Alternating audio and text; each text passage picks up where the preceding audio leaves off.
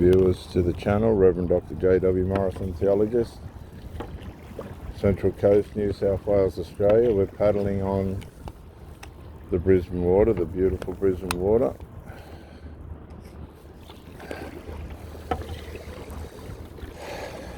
Now, flying monkeys, covert emotional incest, and the flying monkeys. Flying monkeys being the other side of the covert emotional incest. Now, what you've got to be aware of is the person that you're with, if these are family members, are probably already talking about you behind your back, but you're not aware of it. Particularly if you've put out the word, this needs to be resolved.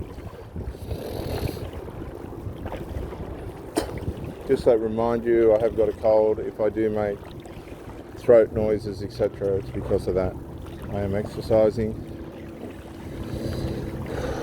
They do warn not to paddle in waters on cloudy days due to sharks, but we ain't gonna worry about that. I want my instincts being challenged, my fears being challenged.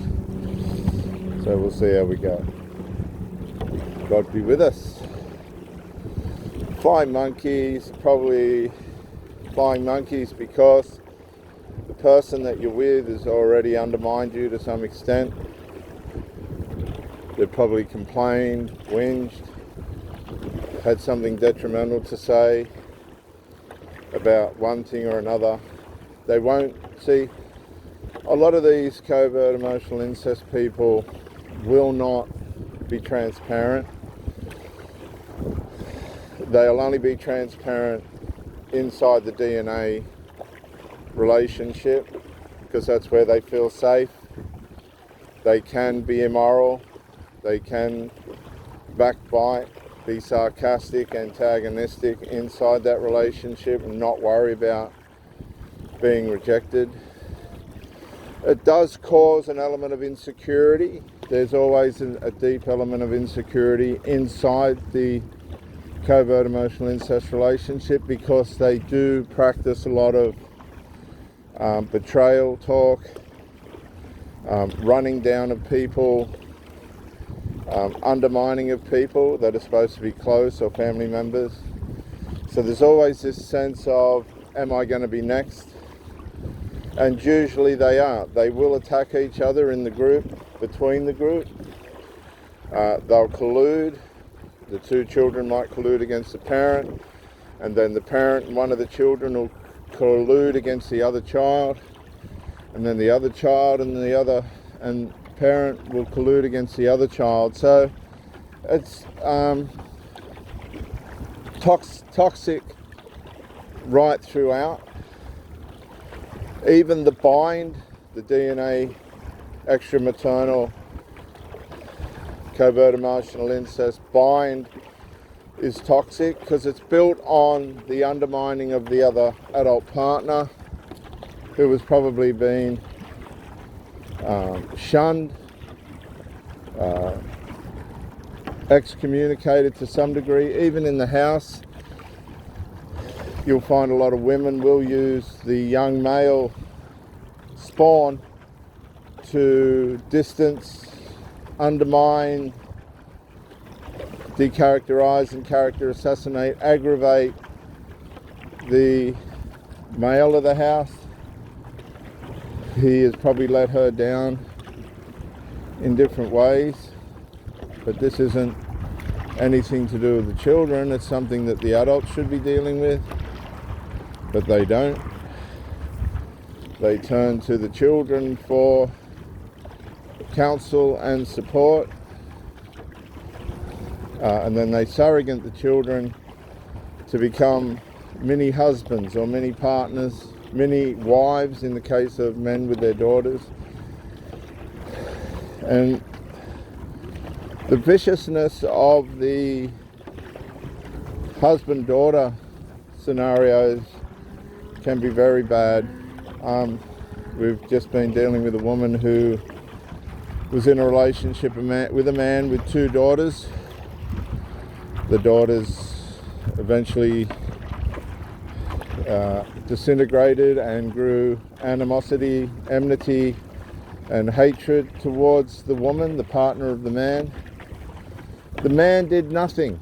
This is the part that boggles my mind. This is the part that I don't understand. If you want a partner, why would you let your children destroy your relationship? That says to me that there's something deeper going on. There's something missing in these people. This is probably why they're in covert emotional incest in the first place, because they can't manage a proper relationship with an adult. They have to have the security of their children ultimately above and beyond all else. And this is what they do. This is exactly what they do. And of course, consequently, they lose the relationship with the adult.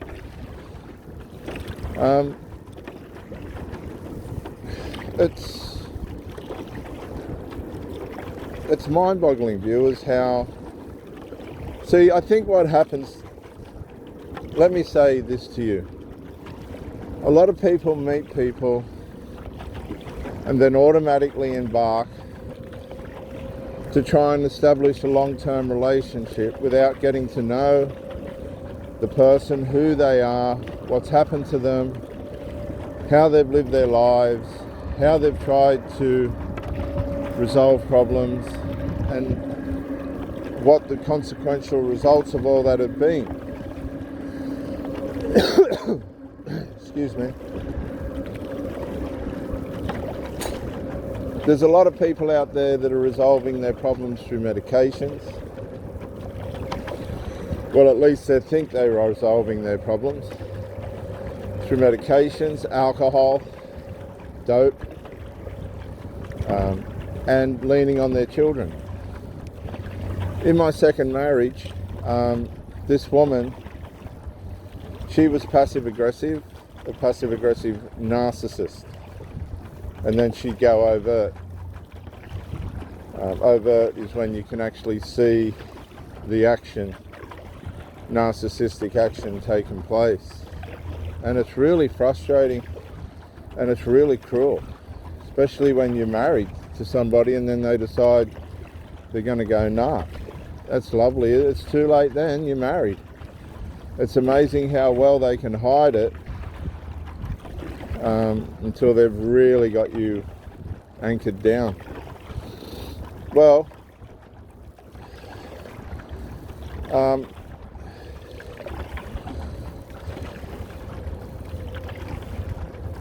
what episode was I going to tell you about? There were so many.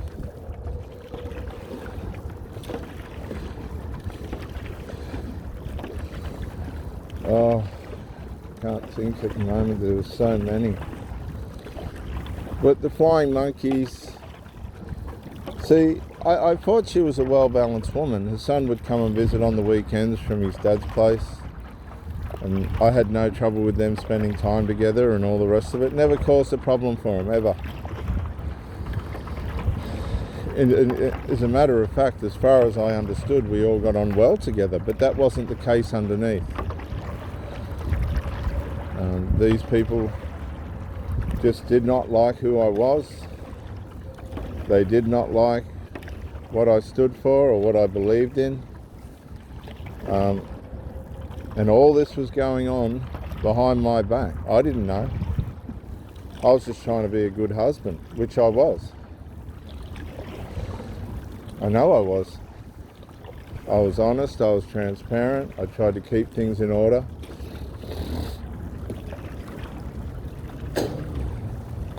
My marriage meant a lot to me. Both my marriages meant a lot to me.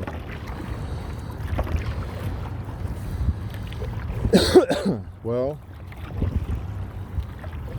when the word came that the 20-something-year-old son had to come and live with us because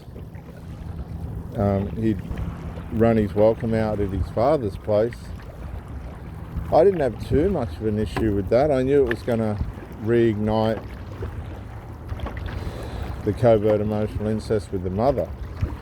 I just didn't realise it was going to ignite it to the extent that it did.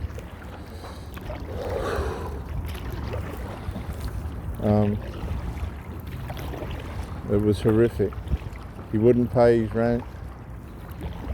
She became his wife. I couldn't believe my eyes. They began to try and undermine my position in the house. She couldn't cope. She was trying to keep everybody happy and she couldn't, instead of enforcing boundaries.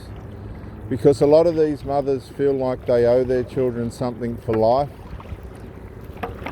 because they're broken up with the father and now they've got a strange man or another man devoted to them and they're devoted to him. So they feel like they owe the children something for life. So they can't set up boundaries or have discipline.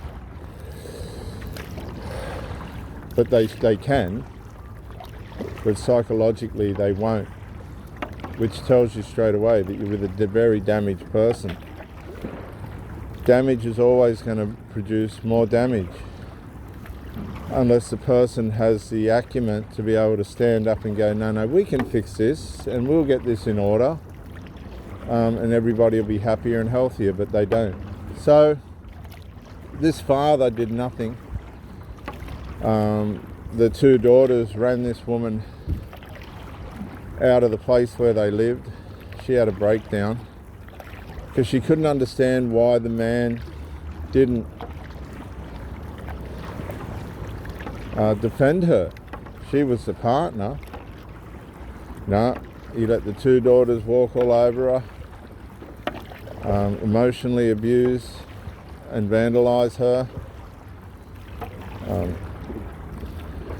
She got, and still is getting help, therapy, to try and understand why these people abused her so badly. It's covert emotional, narcissistic, overt. It's gone overt emotional incest. It goes overt when you see it. As soon as you see it, that's moved from covert to overt. And the father lives happily with the two daughters. I think he met somebody else. They don't care. This is what you've got to understand. You have to understand that these people don't care. They don't blame their behaviour and the damage that they do on themselves. They blame you because you're the intruder.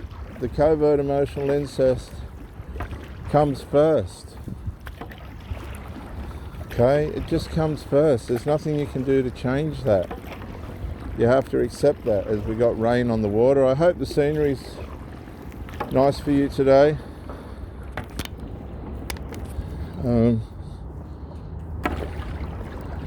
So the most important thing for those that are listening that are interested in covert emotional incest is to identify it.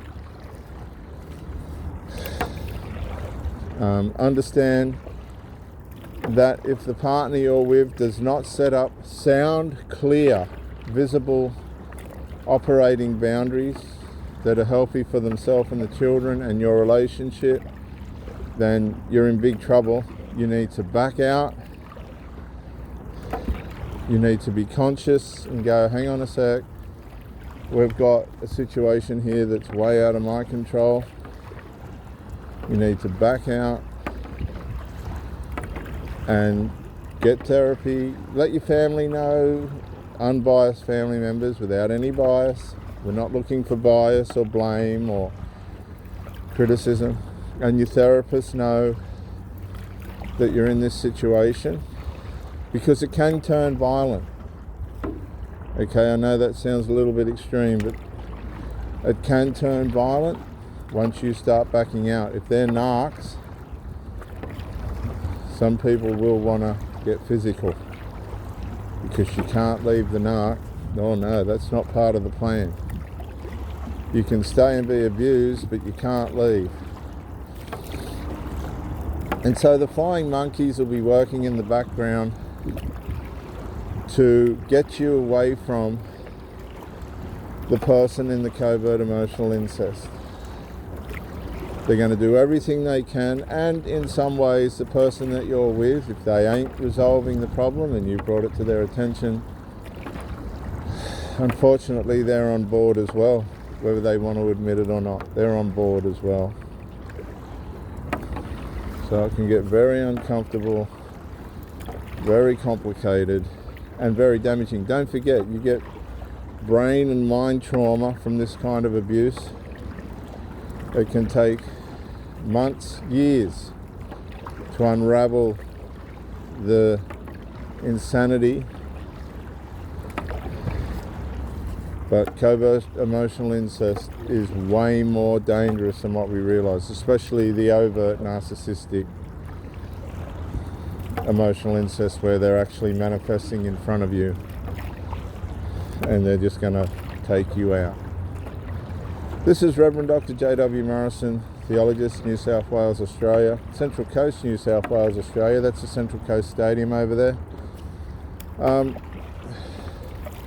Don't engage the flying monkeys. It's not your war. You're in a relationship with the person you're with. If they can't manage that with integrity and moral and respect, then you're in with the wrong person. That person's toxic as well.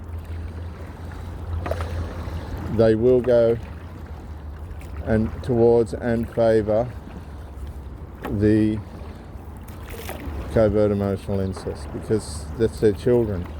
It's never, I've always said to the women that manifested this, I always said it's never a choice or to be a choice between you and your children. That's never, ever, I don't think anybody should come between parents and their children.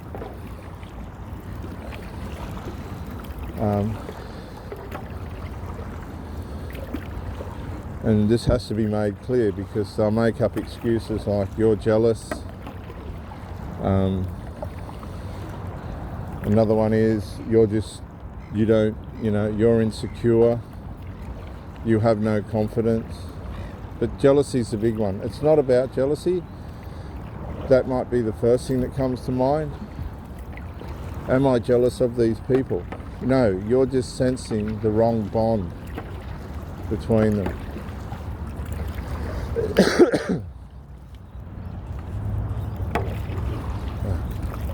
Yeah. So don't engage the flying monkeys. Let them sort themselves out. They will. Because that's what they want. They want you to engage. That's exactly what they want. If you engage, then you're bought into the game.